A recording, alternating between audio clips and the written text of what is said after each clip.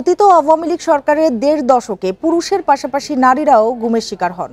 মায়েদের সঙ্গে শিশুদেরও তুলে নিয়ে বন্দিশালায় আটকে রাখা হয়। বাদ যাননি অন্তঃসত্ত্বা নারীও।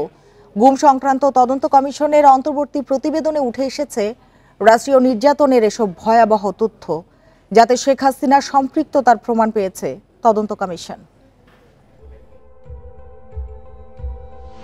আয়নাঘর খ্যাত এই বন্দিশালায় ১-২ বছর নয়, ৮ বছরের বেশি সময় ধরে বিনা বিচারে বন্দি রাখা হয়েছে অনেককে। গুম হওয়া কারো কারো সন্ধানও মেলেনি এখনো। পুরুষ বন্দীকে মানসিক নির্যাতনের কৌশল হিসেবে স্ত্রীকে আটকে কোলের সন্তানকে মায়ের দুধ পানে বিরত রাখতে বাধ্য করা, কিংবা অন্তঃসত্ত্বা অবস্থায় নিরাপত্তা বাহিনীর পুরুষ সদস্যের হাতে নারী মারধরের শিকার হওয়ার মতো অন্ধকার যুগের ঘটনাও ঘটেছে স্বাধীন সার্বভৌম বাংলাদেশে। গুম সংক্রান্ত তদন্ত কমিশনের অগ্রগতি প্রতিবেদনে অন্তত ৪ নারীর গুমের ঘটনায় উঠে এসেছে এসব তথ্য, যাদের মধ্যে একজনের খোঁজ মেলেনি এখনো। একটা গর্ভবতী নারী, তাকে উঠিয়ে নেওয়া হয়েছে এবং তাকে তার শিশু সন্তান সহ এবং তাকে বেশ সময় কাল ওখানে রাখা হয়েছে এবং তার শিশু সন্তানকেও বুকের দুধ খেতে দেওয়া হয়নি। ভদ্রমহিলা আজ অবধি ১৫ সাল থেকে নিখোঁজ, মানে উঠিয়ে নেওয়া হয়েছে, আজ অবধি তার কোনো হদিস পাওয়া যায়নি। এরকম অনেক ঘটনাই কিন্তু আমরা আমাদের রিপোর্টে এনেছি। প্রতিবেদনে আরও বলা হয়, নারীরা গুমের শিকার হলেও সামাজিকভাবে হেয় হওয়ার ভয়ে এ নিয়ে কোথাও মুখ খুলেননি। তবে তুলে নেয়া ও বন্দিশালায় আটকে রেখে নির্যাতনের অভিজ্ঞতার নির্মম কাহিনী কমিশনের কাছে তুলে ধরেন তারা। এসবের নির্দেশদাতা হিসেবে শেখ হাসিনার সম্পৃক্ততার প্রমাণ পাওয়ার দাবি তদন্ত কমিশনের। নিজের ক্ষমতাকে কুক্ষিগত করে যেনতেন প্রকারের যে কোনো উপায়ে ক্ষমতাকে টিকিয়ে রাখা আমাদের গত হাসিনা সরকার ছিল তেমনটি। আমাদের রিপোর্টে যাহা কিছু আমরা বর্ণনা করেছি তার পক্ষে আমাদের কাছে অবশ্যই তথ্য প্রমাণ রয়েছে। এ পর্যন্ত ১৭০০-র বেশি গুমের অভিযোগ জমা পড়েছে তদন্ত কমিশনে। যাচাই বাছাই শেষে যা এখন তদন্তের প্রক্রিয়ায়। রেজওয়ানুল হক, ইন্ডিপেন্ডেন্ট নিউজ, ঢাকা। স্থানীয় সরকার নয়, আগে জাতীয় সংসদ নির্বাচন নিয়ে ভাবছে নির্বাচন কমিশন। দুপুরে বরিশালের আঞ্চলিক কার্যালয়ে কথা জানান কমিশনার আব্দুর রহমান মাসুদ। ভুয়া ভোটার থাকলে প্রমাণ সাপেক্ষে বাতিল করার কথাও জানান তিনি। একই সঙ্গে সবাইকে যথাযথ তথ্য দিয়ে সহায়তার আহ্বান জানান ইসি মাসুদ। ২০ জানুয়ারি থেকে সারা দেশে চলছে ভোটার তালিকা হালনাগাদ কার্যক্রম। এই উপলক্ষে বরিশাল জেলার নির্বাচন কর্মকর্তাদের সঙ্গে মতবিনিময় করেন নির্বাচন কমিশনার আব্দুর রহমানুল মাসুদ। তিনি বলেন, স্থানীয় সরকার নয়, আগে জাতীয় সংসদ নির্বাচন নিয়ে ভাবছে ইসি। এতদিন ভোট নিয়ে যেসব প্রশ্ন অনীহা ছিল, আগামীতে তা যেন আর না থাকে সে লক্ষ্যেই কাজ করছে কমিশন। জাতীয় সংসদের নির্বাচন নিয়েই বেশি ভাবছি। একটা সঠিক, সুন্দর, মানুষের কাছে গ্রহণযোগ্য একটা নির্বাচন দেওয়ার জন্য প্রতিশ্রুতিবদ্ধ এবং আমরা এই লক্ষ্যেই এগিয়ে যাচ্ছি। নির্বাচন কমিশনার জানান, ভোটার তালিকা হালনাগাদের বিষয় দেশ জুড়ে ৩৫,০০০ তথ্য সংগ্রহকারী কাজ করছেন। তথ্য সংগ্রহে তাদেরকে আরও দায়িত্বশীলতার পরিচয় দেওয়ার আহ্বান জানান। একই সঙ্গে যথাযথ তথ্য দিয়ে ভোটারদের সহযোগিতা চান নির্বাচন কমিশনার। রাজনীতি কর্মী বলেন, সমাজসেবী বলেন বা ইলিট শ্রেণী বলেন, তারাও কিছু সহযোগিতা করলেই আমার মনে হয় যে যদি কোনো ভুয়া ভোটার থেকে থাকে, ফিকটিসাস ভোটার যদি হয়ে থাকে, তার নামটা আমরা যথাযথ প্রমাণ সাপেক্ষে কেটে দেওয়ার জন্য সিদ্ধান্ত নিয়েছি। বরিশালে ভোটার তালিকা হালনাগাদ কার্যক্রমে তথ্য সংগ্রহকারী ১,২২৪ জন। জেলায় বর্তমানে ভোটার সংখ্যা ২২,২২,০০০। আমরা সেই জায়গা থেকে ইন্ডিপেন্ডেন্ট নিউজ। এবছরই ভোটের দাবিতে বিএনপির সাথে সমমনা দলগুলো একমত বলে জানিয়েছেন দলটির স্থায়ী কমিটির সদস্য নজরুল ইসলাম খান। সরকার ভোটের দাবি প্রত্যাখ্যান করলে আন্দোলনের চিন্তা করবে বিএনপি। দুপুরে খেলাফত মজলিসের নেতাদের সাথে বৈঠক শেষে এসব কথা বলেন তিনি। বৈঠকে বিএনপি মহাসচিব মির্জা ফখরুল ইসলাম আলমগীরের উপস্থিতিতে যোগ দেন খেলাফত মজলিসের নেতারা। বিগত আন্দোলনে যারা বিএনপির সঙ্গে ছিল, ভবিষ্যতে তাদের মূল্যায়ন করা হবে বলেও জানান নজরুল ইসলাম খান। ২০২৫ সালের মধ্যেই প্রয়োজনীয় সংস্কার শেষে নির্বাচন চায় খেলাফত মজলিস। নতুন মার্কিন প্রেসিডেন্ট ইস্যুতে নজরুল ইসলাম খান বলেন, নির্বাচিত যেই হোক বাংলাদেশের তেমন কোনো প্রভাব পড়বে না, সম্পর্ক আগের মতোই থাকবে। অবাধ সুষ্ঠু নিরপেক্ষ নির্বাচনের মাধ্যমে জনগণের কাছে তার ক্ষমতা ফিরিয়ে দেওয়া হলো। আমাদের এই সারা সময়টা যে 16 বছর, বিশেষ করে জুলাই আগস্টের যে ছাত্র শ্রমিক গণঅভ্যুত্থান, তার আকাঙ্ক্ষা, সেই আকাঙ্ক্ষা পূরণের জন্য একটা জাতীয় নির্বাচন এবং জনগণের হাতে ক্ষমতা ফিরিয়ে দেওয়াটা জরুরি। বিভিন্ন দলগুলোর মধ্যে সংলাপ করতে হবে, এটা আমরা একমত হয়েছি। 2, দ্রুত সময়ের মধ্যে প্রয়োজনীয় সংস্কার সম্পন্ন করে 2025-এর মধ্যে জাতীয় নির্বাচন ব্যবস্থা করা।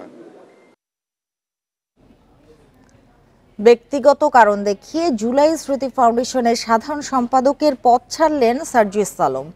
সকালে সামাজিক যোগাযোগ মাধ্যম ফেসবুকে বিষয়টি জানান বৈষম্য বিরোধী ছাত্র আন্দোলনের এই নেতা। তিনি আরো বলেন, কাজে গতি বাড়াতে ফাউন্ডেশনের গঠনতন্ত্র, কাঠামো ও কর্মপ্রক্রিয়ায় পরিবর্তন আনা হয়েছে। গঠন করা হয়েছে নির্বাহী কমিটি।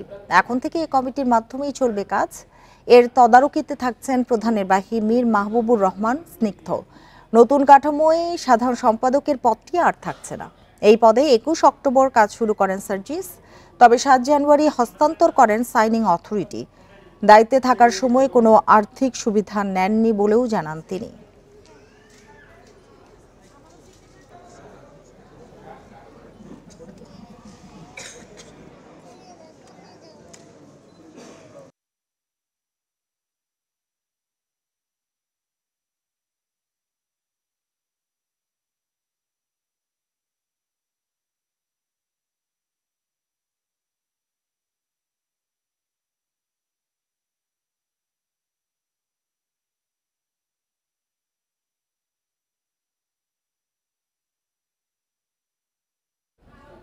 এ নিয়ে আরো জানাতে বার্তা কক্ষ থেকে যোগ দিয়েছেন সহকর্মী নূরে আলম। নূরে আলম, শুরুতেই একটু জানতে চাই যে হঠাৎ করে কেন সার্জিস আলম পদটি ছাড়লেন, কিছু জানতে পেরেছেন কিনা, বা সার্জিস আলমের সাথে কোনো কথা হয়েছে কি আপনার? সার্জিস আলমের সাথে আমার কথা হয়নি, কিন্তু তিনি একটি ফেসবুক স্ট্যাটাসের মাধ্যমে এটি জানিয়েছেন এবং সেই সঙ্গে তিনি জানিয়েছেন যে মানে আমরা যতখানি জানতে পেরেছি যে তার উপরে কাজের চাপ অনেক, কারণ সে সারা দেশে যে বৈষম্য বিরোধী অথবা নাগরিক কমিটির যে সভা সমাবেশগুলো হচ্ছে সেখানে তাকে যোগ দিতে হচ্ছে। সেই সঙ্গে এই যারা এই বৈষম্য জাতীয় নাগরিক কমিটি যেটি রাজনৈতিক দল হিসেবে সামনে আত্মপ্রকাশ ঘটবে, সেই দলেও তিনি একটি গুরুত্বপূর্ণ দায়িত্ব পালন করছেন। সব মিলিয়ে তিনি খুব ব্যস্ত সময় পার করছেন। আরেকটি সমালোচনা শুরু থেকেই উঠছিল যে এই একটি দায়িত্বগুলোর যাতে সুষম বন্টন করা হয়, সবাইকে যাতে দায়িত্ব পালনের সুযোগ দেওয়া হয়, তাহলে এই দপ্তরগুলো খুবই সক্রিয়ভাবে চলবে। আর জুলাই স্মৃতি ফাউন্ডেশন নিয়ে শুরু থেকেই এক ধরনের অভিযোগ ছিল যে যারা গত 5 আগস্ট ছাত্র জনতার গণঅভ্যুত্থানে হাসিনা সরকারের পতনের পরে দেখা যায় যে এবং ওই গণঅভ্যুত্থানে অসংখ্য মানুষ আহত হয়, প্রায় 2000-এর উপরে মানুষ শহীদ হন। সেই শহীদ পরিবারকে আর্থিক অনুদান, ব্যাপারটা কি এরকম যে অন্যদের কাজে সুযোগ দেওয়ার জন্যই তিনি আসলে সরে গেলেন? কিন্তু আমরা কিন্তু যেটি জানি যে নির্বাহী কমিটি একটি গঠিত হয়েছে এবং কাজে ও কাঠামোয় একটি পরিবর্তন এসেছে, যেখানে সাধারণ সম্পাদকের যে পদ, সেই পদটি কিন্তু নেই। এটি এইভাবেও বলা যায়, আবার এইভাবেও বলা যায় যে তার কাজের চাপ অনেক বেশি হয়ে গিয়েছে, এই কারণেও তিনি ছেড়ে দিতে পারেন। আর গতকালকেই আমি এই জুলাই স্মৃতি ফাউন্ডেশন নিয়ে বৈষম্য বিরোধী ছাত্র আন্দোলনের আহ্বায়ক হাসনাত আবদুল্লাহর সাথে কথা বলেছিলাম। তিনিও যেটি জানিয়েছেন যে জুলাই স্মৃতি ফাউন্ডেশন কার্যকর ভূমিকা রাখতে পারছে না। সেই সঙ্গে আমরা দেখি যে প্রতিদিনই সেখানে আহত পরিবার, শহীদ হওয়া পরিবার সেখানে যাচ্ছেন, তাদের বিভিন্ন সহায়তার জন্য তাদেরকে ঘুরতে হচ্ছেন। বৈষম্য বিরোধী ছাত্র আন্দোলনের পক্ষ থেকে বলা হচ্ছে লাল ফিতার যে দৌরাত্ম সেটি সেখান থেকে দূর করা যায়নি, আমলাতান্ত্রিক জটিলতার কথাও বলছে, যার ফলশ্রুতিতে দেখা যাচ্ছে আহত অনেকেই যে অর্থ অভাবে চিকিৎসা করাতে পারছে না এবং তারা সেখান থেকে সেইভাবে সহায়তাও পাচ্ছে না এবং সহায়তা পাওয়ার যে প্রক্রিয়া সেটিও অনেকটা জটিল। এই সব মিলিয়ে এই স্মৃতি ফাউন্ডেশনে গতিশীলতা আনার জন্যই হয়তোবা সার্জিস আলম এই সিদ্ধান্ত নিয়েছেন এবং তার ফেসবুক স্ট্যাটাসের মাধ্যমে তিনি যেটি পরিষ্কার করেছেন যে এই জুলাই স্মৃতি ফাউন্ডেশনের সাথে 4 জন উপদেষ্টা রয়েছে এবং শহীদ যে মুগ্ধ রয়েছে তার ভাই এটির দায়িত্ব পালন করছেন, নির্বাহী দায়িত্ব পালন করবেন এবং তিনি আশা প্রকাশ করেছেন যে সামনে এটি আরও কার্যকর ভূমিকা রাখবে। আর এর আগে থেকেই বিভিন্ন গণমাধ্যমে সংবাদ প্রকাশিত হয়ে আসছিল যে জুলাই স্মৃতি ফাউন্ডেশনে আহতরা ঘুরে ঘুরেও তারা আর্থিক সহায়তা পাচ্ছে না এবং আমরা দেখেছি যে আহতরা বিভিন্ন জায়গায় আন্দোলনও করেছে, তারা আর্থিক সহায়তা পাচ্ছে না, তাদের চিকিৎসা ঠিকভাবে হচ্ছে না এর দাবিতে। এবং এই জুলাই গণঅভ্যুত্থানে যে আহত এবং শহীদ পরিবার ছিল তাদের কল্যাণের জন্যই কিন্তু এই জুলাই স্মৃতি ফাউন্ডেশনটি করা হয়েছিল এবং সেটির মূল কাজ যখন গতিশীলতা না আসে তখন কিন্তু এটি নিয়ে সমালোচনার সৃষ্টি হয়, যার ফলশ্রুতিতেই আজকের আমরা দেখলাম যে এই সার্জিস আলম সেখান থেকে সরে গিয়েছেন এবং তিনি যেটি জানিয়েছেন যে এই প্রতিষ্ঠানটি এবং তার ব্যক্তিগতভাবে তিনি অনেক কাজের সাথে জড়িত, তাকে সাংগঠনিক কাজ করতে হচ্ছে, আরও নানাবিধ কাজ করতে হচ্ছে, এর ফলে তিনি এই দায়িত্ব তার ব্যস্ততার জন্যই তিনি সরে দাঁড়িয়েছেন। নুরি আলম, আপনাকে অনেক ধন্যবাদ আমাদের সাথে যোগ দেওয়ার জন্য। কলিং ভিসার সুযোগের পরও সিন্ডিকেটের কারসাজিতে উড়োজাহাজের টিকিট না পাওয়ার অভিযোগে কারওয়ান বাজারে অবস্থান কর্মসূচি পালন করেছে মালয়েশিয়া যেতে চাওয়া কর্মীরা।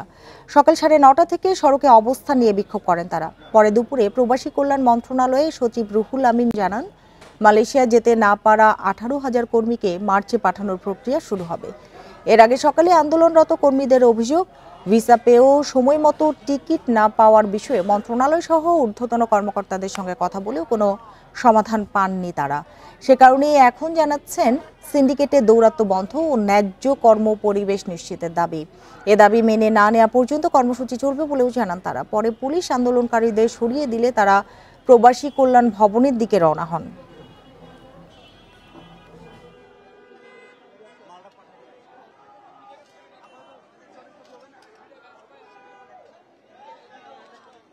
আমি পলাতক, আমি ঋণের দায় বোঝা, আত্মীয় স্বজনের টাকা ধার নেওয়া না দিয়ে পারে দীর্ঘ 8 মাস আমি যাইতে পারি নাই। এসএসসি গুলো তো আমাদেরকে শুধু ধমকি দেয় যে মারি ফেলবে, কেটে ফেলবে, আমাদেরকে গুল্লি করে দিবে, এগুলো বলতেছে ওনারা।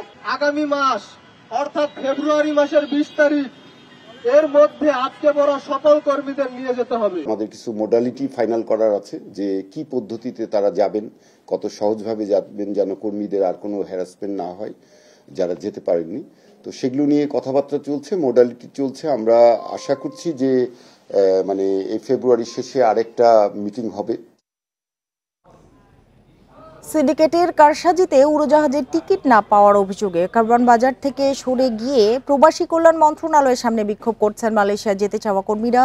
আরও জানাতে প্রবাসী কল্যাণ মন্ত্রণালয়ের সামনে থেকে যোগ দিয়েছেন সহকর্মী মোহাম্মদ ওমর ফারুক। ওমর, বলবেন যে সচিব যেহেতু বলেছেন যে 18,000 কর্মীকে কিন্তু মার্চে পাঠানোর প্রক্রিয়া শুরু হবে, তারপরও তারা কেন আসলে প্রবাসী কল্যাণ ভবনের সামনে এখন অবস্থান নিচ্ছেন, কি দাবি জানিয়েছেন এখন তারা?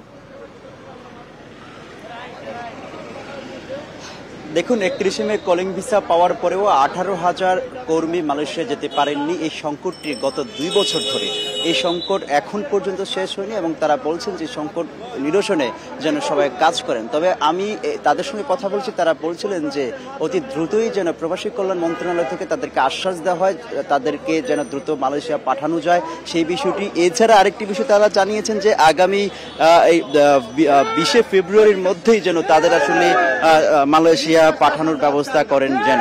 এরপরে তারা কারওয়ান বাজার সেখানে সড়ক অবরোধ করেন, অবরোধ করার পর সেখান থেকে পুলিশ তাদের তুলে দেন। তারপর তারা মিছিল নিয়ে প্রবাসী কল্যাণ মন্ত্রণালয় ভবনের সামনে আসেন, সেখানে এসে অবস্থান নেন। এরপর কিন্তু তাদের পক্ষ থেকে 2-3 জন কিন্তু সচিবালয়ের সচিবের সঙ্গে দেখা করতে গিয়েছেন, প্রবাসী কল্যাণ সচিবের সঙ্গে। তারপর সচিব আমাদের সঙ্গে কথা বলেছেন। সচিব জানিয়েছেন যে রিক্রুটিং এজেন্সিগুলো আছে তাদেরকে কিন্তু একটি নির্দেশনা দেওয়া হয়েছে যত দ্রুত সম্ভব যেন তাদের টাকাটা ফেরত দেওয়া হয়। আরেকটি বিষয়ে জানানো হয়েছে যে যারা হচ্ছে যে রিক্রুটিং এজেন্সিগুলো আছে এবং তাদেরকে তারা যদি টাকা ফেরত না দেয় তাদের বিরুদ্ধে ব্যবস্থা নেবেন প্রবাসী কল্যাণ মন্ত্রণালয়। আরেকটি বিষয় জানিয়েছে আগামী মার্চ মাস নাগাদ তাদেরকে মালয়েশিয়া পাঠানোর যে কার্যক্রম সেটি শুরু হবে বলে জানিয়েছেন এবং তারা বলছেন যে তারা ওই মালয়েশিয়ান সরকারের সঙ্গে তারা কথা বলছেন এবং কথা বলে তাদেরকে আশ্বাস দিয়েছেন। কিন্তু আশ্বাস দেওয়ার পরেও তাদের যে দুই প্রতিনিধি তারা কিন্তু এখনো নামেনি। নামার কারণে তারা আসলে কোনো খবরটি এখন পর্যন্ত পায়নি, যার কারণে এখনো দাঁড়িয়ে আছে। তারা বলছেন যে যদি সচিব বা প্রবাসী কল্যাণ উপদেষ্টা যদি নিচে নেমে তাদেরকে না আশ্বাস দেন ততক্ষণ পর্যন্ত তারা দাঁড়াবেন। তবে সচিব বলছেন যে তাদেরকে যে আশ্বাস দেওয়ার প্রয়োজন, যেগুলো দেওয়ার দরকার তাদেরকে দেওয়া হয়েছে এবং তারা যেন রাস্তা ছেড়ে দেয়, কিন্তু এখন পর্যন্ত তারা কিন্তু সড়ক ছাড়ছেন না এবং তারা বলছেন যে সেখানে অবস্থান নেবেন। তবে এখন পর্যন্ত আরেকটি বিষয় জানিয়ে রাখি, গত 4 থেকে 5টি রিক্রুটিং এজেন্সি প্রায় এই বাবদ 18,000 শ্রমিক থেকে প্রায় 10-12,000, এছাড়াও আরো অন্যান্য বিদেশগামীদের কাছ থেকে প্রায় 12,000 কোটি টাকার মতো আত্মসাতের এবং অভিযোগ কিন্তু আমরা গণমাধ্যমে দেখেছি। এবং এরপর থেকে তখন 2024 সালের 31শে মে তখন কিন্তু আওয়ামী সরকার তখন তাদেরকে আশ্বাস দিয়েছিলেন। এরপর থেকে যখন সরকার পরবর্তীতে যারা এই অন্তর্বর্তী সরকার, তখনও কিন্তু তারা আমার একটু দুটো বিষয় জানার আছে যে মালয়েশিয়া যেতে না পারা যে 18,000 কর্মীকে মার্চে পাঠানোর প্রক্রিয়া শুরু হবে, তাদের মধ্যে আজকে যারা আন্দোলন করছেন তারা কি আছেন কিনা? আরেকটি বিষয়, আপনি বলছিলেন সংকট 2 বছর ধরে চলছে, তাহলে এখন আন্দোলন কেন? তবে আমরা প্রবাসী কল্যাণ সূত্র থেকে যে বিষয়টি জানতে পেরেছি, যারা 18,000 যে কর্মী রয়েছে এর মধ্যে কিন্তু অনেকেই বিভিন্ন এজেন্সি থেকে টাকা ফেরত পেয়েছে বলে আমাদেরকে জানিয়েছেন। তারপরেও যারা এখন পর্যন্ত টাকা ফেরত পাননি তারা এখানে অবস্থান নিয়েছেন। তবে যারা টাকা ফেরত পাননি এবং পেয়েছেন তাদের মধ্যে একদম সংশয় কাজ করছে, যদি মার্চ মাস থেকে মালয়েশিয়া পাঠানোর কার্যক্রম শুরু হয় তারা সেই তালিকায় থাকবেন কিনা। তবে প্রবাসী কল্যাণ মন্ত্রণালয় থেকে আমাদেরকে জানানো হয়েছে যে যেই টাকা পাক বা না তাদেরকে কিন্তু সবাইকে ওই তালিকা ধরে আর তাদেরকে সবাইকে মার্চ নাগাদ তাদেরকে পাঠানো হবে। আর 2 বছরের যে সংকটটি রয়েছে সেটি কিন্তু বিভিন্ন রিক্রুটিং এজেন্সি জানেনি, সেগুলো কিন্তু প্রভাবশালীদের ছত্রছায়ায় এসব রিক্রুটিং এজেন্সিগুলো চলে, তাদেরকে আসলে কোনোভাবেই তাদেরকে দমানো যায়নি। এই কারণে এই সংকটটি গত 2 বছর ধরে এখন পর্যন্ত সংকটটি তৈরি হয়ে আছে। ওমর ফারুক, আপনাকে অনেক ধন্যবাদ আমাদের সাথে যোগ দেওয়ার জন্য। প্রধান উপদেষ্টা অধ্যাপক মোহাম্মদ ইউনূসের সঙ্গে বৈঠক করেছেন ফিনল্যান্ডের প্রেসিডেন্ট আলেকজান্ডার স্টাব। মঙ্গলবার সুইজারল্যান্ডের দাভোসে বিশ্ব অর্থনৈতিক ফোরামের সম্মেলনের ফাঁকে এই বৈঠকটি হয়। বৈঠকে মার্কিন প্রেসিডেন্ট হিসেবে ডোনাল্ড ট্রাম্পের শপথ গ্রহণ, রাশিয়া ইউক্রেন যুদ্ধ, ভূ রাজনৈতিক ইস্যুতে গ্লোবাল সাউথের ক্রমবর্ধমান ভূমিকা এবং রোহিঙ্গা সংকট সহ গুরুত্বপূর্ণ বিষয়ে আলোচনা হয়। এ সময় ফিনল্যান্ডের প্রেসিডেন্টকে বাংলাদেশের সংস্কার কর্মসূচি সম্পর্কে অবহিত করেন অধ্যাপক ইউনূস। এছাড়া শেখ হাসিনার স্বৈরাচারী শাসন আমলে ব্যাংকিং খাতে বিপুল পরিমাণ লুটপাট ও দুর্নীতির কথাও জানান। বলেন প্রায় 17 বিলিয়ন মার্কিন ডলার ব্যাংক থেকে লুট করা হয়েছে। অধ্যাপক ইউনূস বলেন তার সরকার রোহিঙ্গা সংকট নিয়ে একটি বড় আন্তর্জাতিক সম্মেলন আয়োজন করবে, যার মাধ্যমে শরণার্থীদের দুর্দশা আবারও বৈশ্বিক আলোচনায় ফিরিয়ে আনা সম্ভব হবে। এছাড়া গ্লোবাল সাউথের দেশগুলোকে আন্তর্জাতিক গুরুত্বপূর্ণ ইস্যুতে আরও সক্রিয় ভূমিকা পালনেরও আহ্বান জানান তিনি।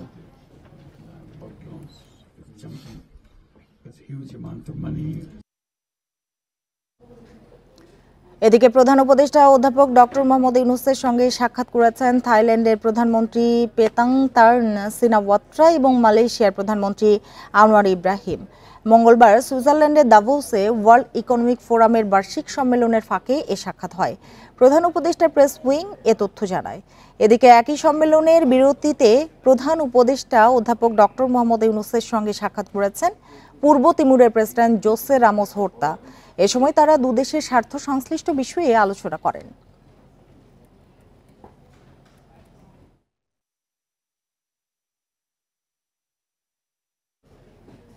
বোমা হামলার হুমকির জেরে সকালে শাহজালাল বিমানবন্দরে জরুরি অবতরণ করে রোম থেকে আসা বিমানের ফ্লাইট। যাত্রীদের নিরাপদে সরিয়ে নেওয়ার পর তল্লাশি শুরু করে বিমান বাহিনীর কুইক রেসপন্স টিম। তবে 6 ঘন্টা পরও সব ব্যাগ তল্লাশির পর উদ্বেগ উৎকণ্ঠার কিছু না মেলায় বেলা 12:30টার দিকে শেষ হয় কার্যক্রম। এর আগে সকালে বিমানবন্দরের নির্বাহী পরিচালক গ্রুপ ক্যাপ্টেন কামরুল ইসলাম জানান, ভোরে কন্ট্রোল রুমে পাঠানো এক বার্তায় বলা হয় রোম ফেরত BG356 ফ্লাইটটিতে বোমা রাখা হয়েছে, যে কোনো সময়ই ঘটতে পারে বিস্ফোরণ। এ হুমকিতে সকাল 9:30টার দিকে ফ্লাইটটি অবতরণের পরপরই কাজ শুরু করে কুইক রেসপন্স টিম। নিরাপদে সরিয়ে নেওয়া হয় 250 যাত্রী ও 13 জন ক্রুকে। কড়া নিরাপত্তা বলয়ে রেখে উড়োজাহাজটিতে শুরু হয় তল্লাশি অভিযান।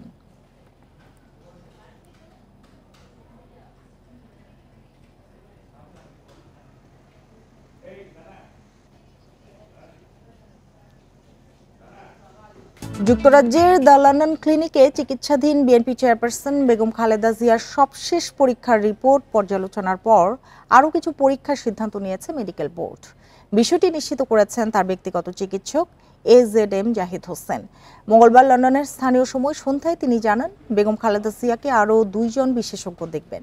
আগামী 2-3 দিন পর চিকিৎসা পদ্ধতিতে পরিবর্তন আনার বিষয়ে মতামত দেওয়া হবে। বর্তমানে বেগম খালেদা জিয়ার লিভার, কিডনি, আর্থ্রাইটিস সহ অন্যান্য শারীরিক জটিলতার চিকিৎসা চলছে ওষুধের মাধ্যমে। চিকিৎসার জন্য 7 জানুয়ারি এয়ার অ্যাম্বুলেন্সে লন্ডন যান বেগম খালেদা জিয়া। 2 জন বিশেষজ্ঞ চিকিৎসক ওনাকে আগামী 2-1 দিনের মধ্যে ইনশাল্লাহ দেখবেন। পরবর্তীতে ওনার চিকিৎসার ব্যাপারে আমাদের যে পদ্ধতি, অর্থাৎ উনি তো এখন ঔষধ দিয়ে চিকিৎসা চলছে লিভারের জন্য, কিডনির জন্য, হার্টের জন্য, ডায়াবেটিস, প্রেশার, রিউমাটয়েড আর্থ্রাইটিস প্রত্যেকটির জন্য। কুমিল্লায় নাশকতার মামলা থেকে অব্যাহতি পেয়েছেন বিএনপি চেয়ারপারসন বেগম খালেদা জিয়া। সোমবার অতিরিক্ত দায়রা জজ আদালত 1-এর বিচারক আফরোজা জেসমিন এই আদেশ দেন।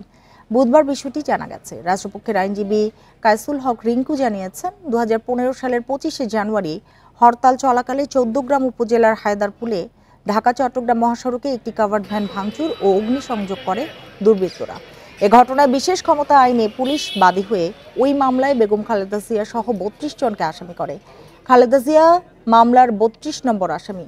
তার বিরুদ্ধে কোনো সাক্ষ্য প্রমাণ পাওয়া যায়নি। মামলাটি রাজনৈতিক কারণে বলে প্রমাণিত হয়েছে। এই মামলা 32 জন, ম্যাডাম ছিলেন 32 নম্বর আসামি। দুইটা মামলা কেন্দ্রীয় নেতারা, উভয় পক্ষে, রাষ্ট্রপক্ষ এবং আসামি পক্ষ, এটা বিস্তারিত শুনানি হওয়ার পরে প্ল্যানেট এডিশনাল 1-এ জাজ উনি আফরোজা জেসমিন উনি বেগম খালেদা জিয়া সহ 36 জনকে এই মামলার দায় হতে অব্যাহতি প্রদান করেছে।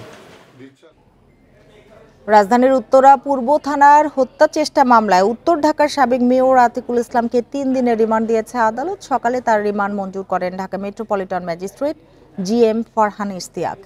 এছাড়া মোহাম্মদপুরে ভ্যান চালক হত্যা চেষ্টা মামলায় 2 দিনের রিমান্ড হয়েছে সাবেক MP জুনায়েদ আহমেদ পলক, সাদেক খান ও 29 নম্বর ওয়ার্ডের কাউন্সিলর সলিমুল্লাহ সলুর। অন্যদিকে মিরপুরে হত্যা চেষ্টা মামলায় নতুন করে গ্রেপ্তার দেখানো হয়েছে সাবেক শিল্প প্রতিমন্ত্রী কামাল আহমেদ মজুমদারকে। সাবেক পুলিশ কর্মকর্তা চৌধুরী আব্দুল্লাহ আল মামুন, মশিউর রহমান ও জুয়েল রানাকেও নতুন করে গ্রেপ্তার দেখানো হয়েছে হাজারীবাগ ও ধানমন্ডি থানার হত্যা চেষ্টা মামলায়। তারা গণভবনে বসে বিভিন্ন জায়গায় বসে তারা এই হত্যা প্রসেসের সঙ্গে জড়িত ছিল এবং কনস্পিরেসিতে জড়িত ছিল এবং তারা ষড়যন্ত্রে জড়িত ছিল। অতএব এই মামলা তারা কেউ রেহাই পাবে না। অতএব এই মামলা, প্রত্যেকটা মামলা তাদেরকে রিমান্ডে জিজ্ঞাসাবাদ করতে হবে। আদালত 2 পক্ষের শুনানি অন্তে 2 দিনের রিমান্ড মঞ্জুর করে এবং এছাড়া এই মামলায় সাদেক খান এবং সলিমুল্লাহ সলুকেও 2 দিনের রিমান্ড প্রদান করা হয়ে থাকে এবং মেয়র আতিকুল ইসলামকে অন্য একটি মামলা উত্তরা পূর্বতে 3 দিনের রিমান্ড দেওয়া হয়ে থাকে। এবারও সংকোচনমূলক মুদ্রানীতির মাধ্যমে বাজারে টাকার প্রভাব কমাতে চায় বাংলাদেশ ব্যাংক, যার লক্ষ্য মূল্যস্ফীতি নিয়ন্ত্রণ। যদিও বারবার নীতি সুদ হার বাড়ানোর পরও চড়া মূল্যস্ফীতি ও ঋণের সুদ হার, তাই বিনিয়োগে গতি আনতে নীতি সুদ হার না বাড়িয়ে সমন্বিত উদ্যোগের মাধ্যমে বাজার ব্যবস্থাপনা ঠিক করার পরামর্শ বিশ্লেষকদের। স্বস্তি নেই নিত্য পণ্যের বাজারে। শীতকালে সবজির দাম কিছুটা কমলেও ডাল, তেল, চিনি, চাল সহ প্রায় সব ধরনের পণ্যের বাজার অস্থির। বারবার নীতি সুদ হার বাড়িয়ে এখন পর্যন্ত মূল্যস্ফীতি নিয়ন্ত্রণ করা সম্ভব হয়নি। উল্টো এর প্রভাবে কমেছে বেসরকারি বিনিয়োগ। পরিসংখ্যান বলছে নীতি সুদ হার 10% নেয়ার পরও মূল্যস্ফীতি দাঁড়িয়েছে 10.89%। গেল মুদ্রানীতিতে বেসরকারি খাতের ঋণের প্রবৃদ্ধির লক্ষ্য নির্ধারণ করা হয়েছিল 9.8%, কিন্তু প্রবৃদ্ধি হয়েছে 7.66%। এমন বাস্তবতার মধ্যে জানুয়ারি-জুন মেয়াদের জন্য সংকোচনমূলক মুদ্রানীতি ঘোষণা করতে যাচ্ছে বাংলাদেশ ব্যাংক, যাতে থাকছে না বড় কোনো পরিবর্তন। প্রত্যাশাটা হচ্ছে আমাদের এফেক্টসটা, প্রত্যাশা হচ্ছে স্টেবিলিটি, যে আমাদের যে market stability is very important. সেই স্টেবিলিটিকে আমাদেরকে এনশিওর করতে হবে। আদারওয়াইজ যদি স্টেবিলিটি আপনি না পান, গ্রোথটা তো পরের কথা। মূল্যস্ফীতি নিয়ন্ত্রণে সংকোচনমূলক নীতির বিকল্প নেই বলছেন বিশ্লেষকরা। যদিও নীতি সুদ হার আর বাড়ানোর পক্ষে নন তারা, তবে ডলারের বাজার স্থিতিশীল রাখতে প্রয়োজনীয় দিক নির্দেশনা থাকতে হবে মুদ্রানীতিতে। কারিশমা দেখানোর বিষয় না, এখানে আপনার সঠিক নীতিমালা নেওয়াটাই হচ্ছে।